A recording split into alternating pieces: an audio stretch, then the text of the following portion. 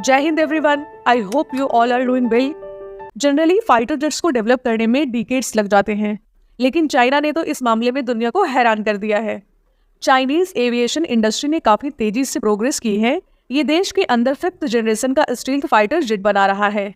Communist government की जो media है वो अक्सर एविएशन इंडस्ट्री के बारे में बताता है, लेकिन चाइनीज मीडिया ये नहीं बताता है कि इस तेजी से बढ़ते एविएशन इंडस्ट्री के पीछे असल जो वजह है वो है डिजाइन की चोरी। पीएलए यानी पीपल्स लिबरेशन आर्मी के अधिकांश फाइटर जेट्स अदर कंट्रीज के फाइटर जेट्स के डिजाइन की चोरी करके तैयार किए गए हैं। टेक्नोलॉजी चोरी करने से इसके डेवलपमेंट में होने वाला महंगा रिसर्च और जो टाइम होता है वो बच जाता है। आइए चाइना के इन फाइटर जेट्स पर एक नजर डालते हैं। F7 या चेंगडू J7। चाइना का ये फाइटर जेट रशिया की MiG-21 की कॉपी है। 1950 और 1960 के दशक में सोवियत संघ ने अपने कन्वेंशनल वेपन की टेक्नोलॉजी शेयर की। 1962 में सोवियत संघ ने चाइना को MiG-21 की पेशकश की।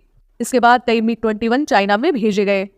MiG-21 हासिल करने के बाद चाइना ने अपने स्थानीय उत्पादन के लिए एविएशन की रिसर्च इंजीनियरिंग शुरू की और चाइना ने इसे F7 के नाम से तैयार कर दिया।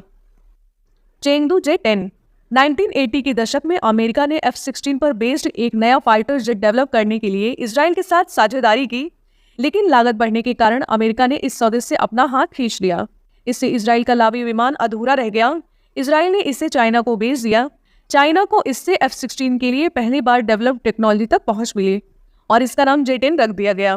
J10 का आधिकारिक तौर पर जनवरी 2007 में अनावरण किया गया था। J11 या 16।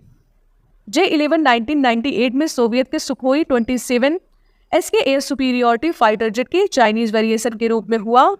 चाइना ने लगभग $2.5 अरब का उत्पादन समझौता हासिल किया, जिसके तहत चाइना को रशियन आपूर्ति की किट इस्तेमाल करके 200 फाइटर जेट्स बनाने का लाइसेंस मिला।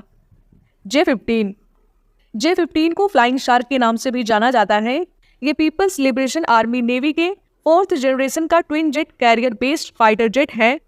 सुखोई 33 के प्रोटोटाइप को अलग करने के बाद इसकी रिसर्च इंजीनियरिंग की गई है।